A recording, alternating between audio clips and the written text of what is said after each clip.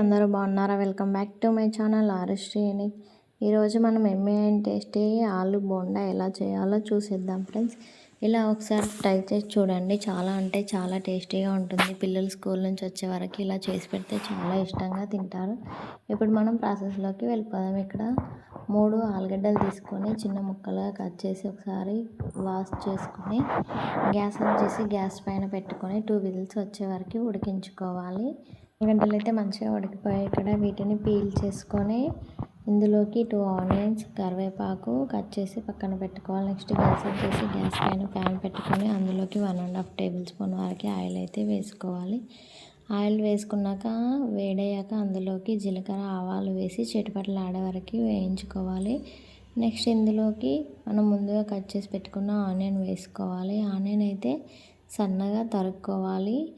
Next కరివేపాకు కూడా ఇందులోకి యాడ్ చేసుకొని అంతా పర్ఫెక్ట్గా కలిసేలాగా కలుపుకోవాలి.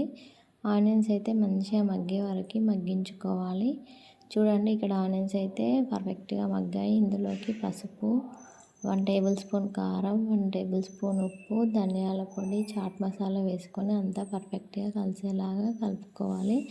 ఇలా ఒక 1 మినిట్ కలుపుకున్న తర్వాత నెక్స్ట్ ఇందులోకి మనం ముందుగా బాయిల్ చేసి పెట్టుకున్న ఆలుని ఇందులోకి వేసుకొని పప్పు స్మాషర్తో మొత్తం స్మాష్ చేసుకోవాలి. అంతా పర్ఫెక్ట్గా కలిసేలాగా ఇలా వీడియోలో చూపిస్తున్నట్లుగా అంతా పర్ఫెక్ట్గా కలిసేలాగా కలుపుకొని ఒక 3 మినిట్స్ వరకు ఉడికించుకుంటే సరిపోతుంది. అంతే అండి, ఎమ్మె అండ్ టేస్టీ ఆలు బజ్జీ అయితే రెడీ అయిపోతుంది. చూడండి, ఇప్పుడు గ్యాస్ ఆఫ్ చేసి పక్కన పెట్టుకొని మొత్తం ఆలు కర్రీని చల్లారనివ్వాలి. అప్పుడే మనకి చిన్న చిన్న లడ్డూలుగా చేసుకోవడానికి వీలుగా ఉంటుంది. చూడండి, ఇక్కడ చల్లారిన తర్వాత ఇలా చిన్న చిన్న ఉండలుగా చుట్టుకొని ఒక ప్లేట్లో అయితే పక్కన పెట్టుకోవాలి.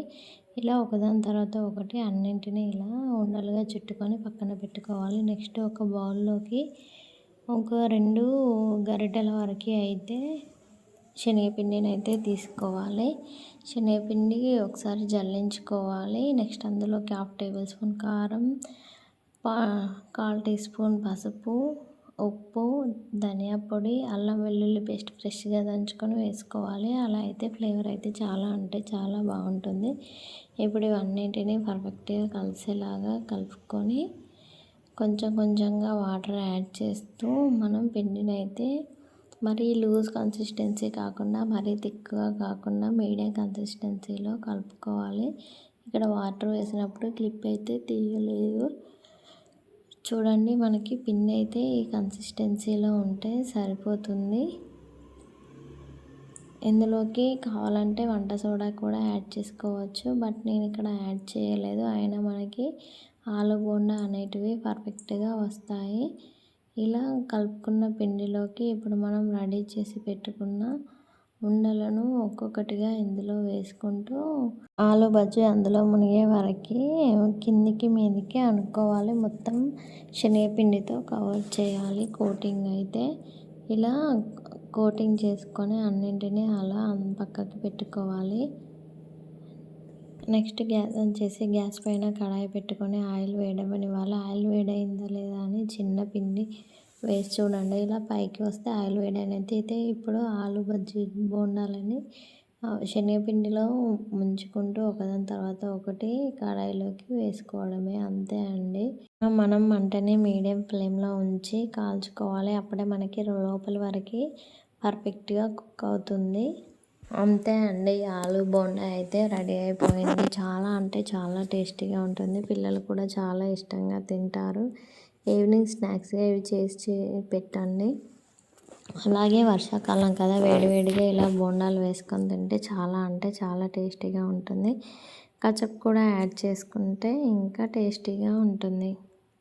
ఇలా ముక్కుల్లో నుంచి అన్నింటిని తీసుకొని ఆయిల్ ఇలా జల్లిగంటలో వేసుకోవాలి, ఆయిల్ పోయేలాగా. అంతే అండి, ఎమ్మె అండ్ టేస్టీ ఆలు బోండా రెడీ అయిపోయింది. మీకు ఎలా అనిపించిందో కామెంట్ చేయండి ఫ్రెండ్స్. మా వీడియోస్ మీకు నచ్చుతున్నట్లయితే లైక్ చేయండి, షేర్ చేయండి, కామెంట్ చేయండి, సబ్స్క్రైబ్ చేసుకోవడం మాత్రం మర్చిపోవద్దు. Please keep supporting friends. ఇలా ఒకవై తర్వాత ఒకటి అన్నింటినీ కాల్చుకుంటూ ఇలా బౌల్లోకి అయితే వేసుకోవాలి. అంతే అండి, aloo bonda ready. Thanks for watching. Please keep supporting. Bye friends.